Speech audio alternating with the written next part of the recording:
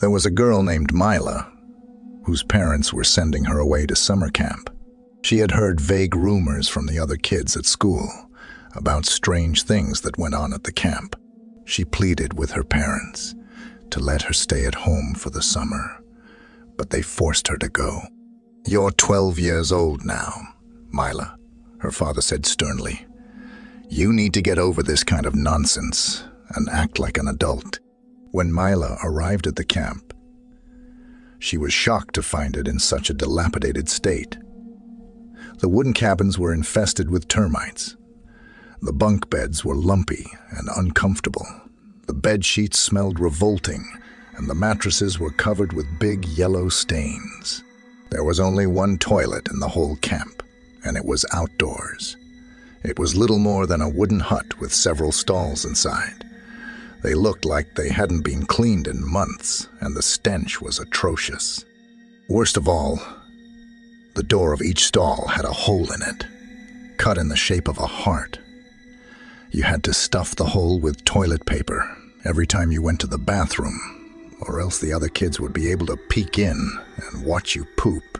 Despite the deplorable conditions, Mila managed to make friends with a few other girls. Late one night, after the lights went out, Mila and her friend Svetlana went out to the toilet.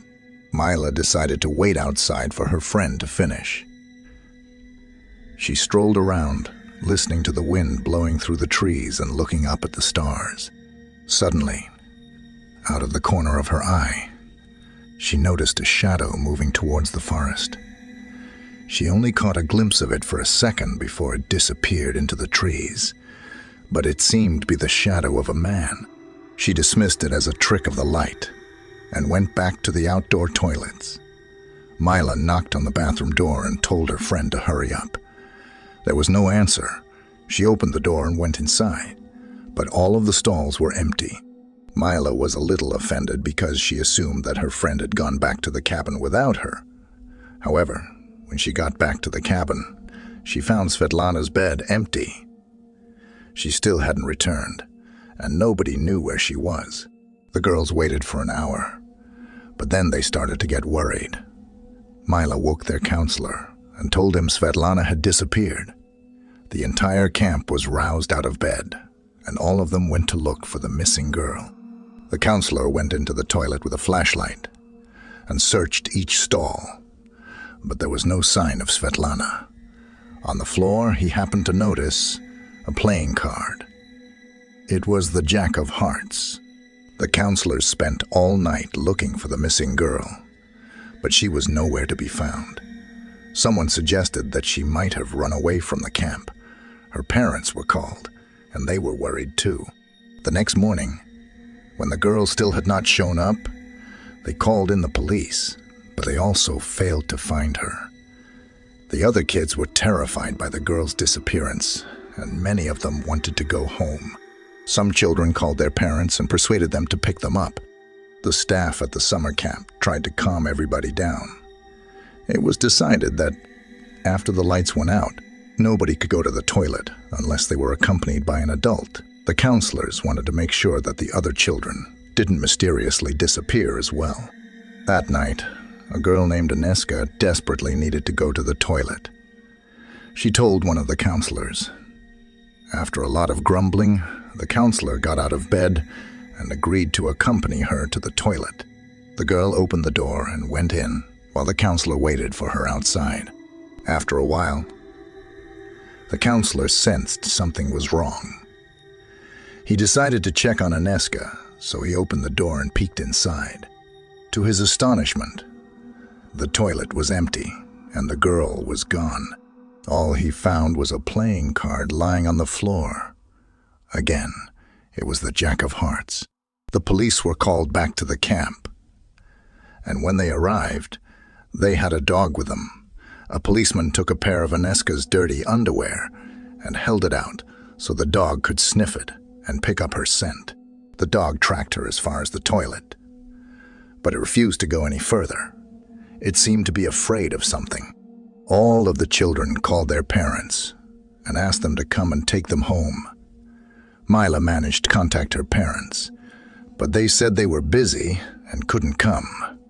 No matter how much she begged them to pick her up, it was no use. She was left to fend for herself. Most of the kids in the camp were taken home by their parents. By the end of the day, there were only 7 children left. 3 boys, 3 girls, and Mila. Their parents had been unable to come. All of them gathered in one cabin to spend the night. As a precaution, 2 of the counselors would also sleep in the cabin to watch over them. Nobody was allowed to go to the toilet outside. If any of them needed to pee or poo, they would have to do it in a porcelain pot that was placed in the center of the room. They had to lift the lid, do their business, then put the lid back on so it didn't smell too bad. That night, Mila lay awake in bed, shaking with fear. She was terrified that she would be the next to disappear, and she dreaded having to go to the toilet in front of everybody. Eventually, all of the children drifted off into an uneasy slumber. The next morning, when they woke up, there were 2 empty beds. 2 of the girls had mysteriously gone missing. Their names were Lishka and Galina. On the floor lay 2 playing cards. Both of them were the Jack of Hearts. The police arrived and began interrogating the 2 counselors. After hours of questioning, they determined the counselors didn't know anything. Another search of the area was conducted, but it proved fruitless. There was no trace of the missing children, and the police left empty-handed. 1 policeman decided to stay behind to protect the remaining kids. The only ones left now were 3 boys, a girl named Katka and Mila. When they were going to bed, the policeman came into the cabin and locked the door behind him. He put a chair in front of the door and sat down on it. He planned to stay awake all night to make sure nothing happened. He told the boys that they didn't need to worry. The kidnapper was only targeting girls. He said Mila and Katka were the ones who were in danger, and if the kidnapper came back, he would probably try to abduct them. The 2 girls started crying, but the policeman assured them that he would do everything in his power to make sure they were safe. In the middle of the night, Katka needed to go to the toilet. The policeman told her to poo in the pot, but she refused and began to throw a tantrum. Eventually, the policeman gave in and agreed to escort her to the toilet. He didn't want to let Mila out of his sight, so he told her she would have to come with them. He unlocked the door, slowly stuck his head out, and looked both ways. Everything seemed quiet. He told the boys to lock the door behind him and cautiously led the 2 girls towards the outdoor toilet. He kept looking in all directions, making sure nobody could sneak up on them. Eventually, they reached the toilet. Mila and Katka were trembling. The policeman told them to wait at the door while he checked all of the stalls. He turned on his flashlight and took a look around. At first, everything seemed normal, but then he heard a rustling noise, and he saw one of the stall doors slowly creaking open. Suddenly, there was a loud hissing sound, and a shadow flew out of the stall. It was a man dressed in a dark red bodysuit and mask. He caught hold of Katka by the hair and started to drag her away. Mila screamed. The policeman tried to protect the girls, but the shadowy figure grabbed him by the neck and began to choke him. Gasping for air, the policeman ordered Mila go back to the cabin and get help.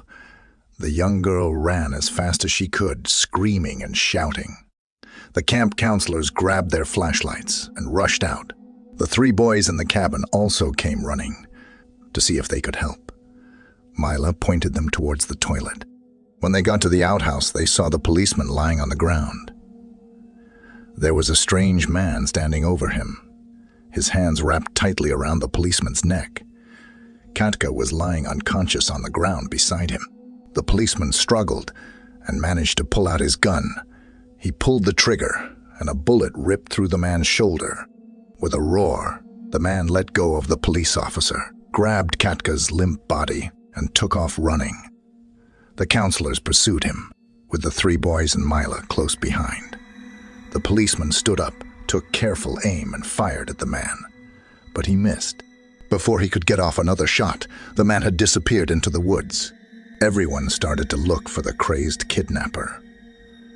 They scoured the woods with their flashlights. Mila stayed close to the policeman. Tears were streaming down her face. All of a sudden, she happened to spot a trail of blood in the bushes. She pointed it out to the policeman, and he told her to be quiet. Peering behind the bushes, he saw that there was a wooden hut, camouflaged by the leaves and undergrowth.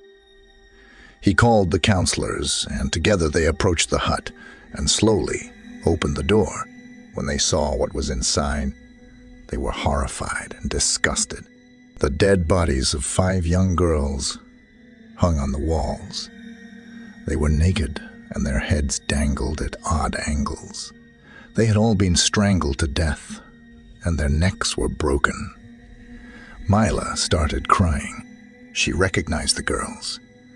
They were her friends: Svetlana, Aneska, Lishka, Galina, and Katka. The policeman immediately contacted his superiors on the radio and reported what he had found. As dawn approached, the woods were swarming with police officers. They searched and searched, but they never managed to track down the killer. The policeman called Mila's parents personally and shouted at them down the phone, demanding that they come and pick up their daughter. Mila was finally able to relax and breathed a sigh of relief. After this, the owners of the camp were forced to close down, and the surviving children were sent home. In the end, the summer camp had to close down for good. A lot of money changed hands, and the owners had to pay compensation to the parents of the dead girls. The authorities tried to have the whole incident hushed up, but rumors began to spread, and pretty soon, it was being reported in the tabloid newspapers. The murderer was never caught. The papers gave him the nickname, the Jack of Hearts, and they say he is still out there in the woods, biding his time and waiting for more young girls to wander into his clutches.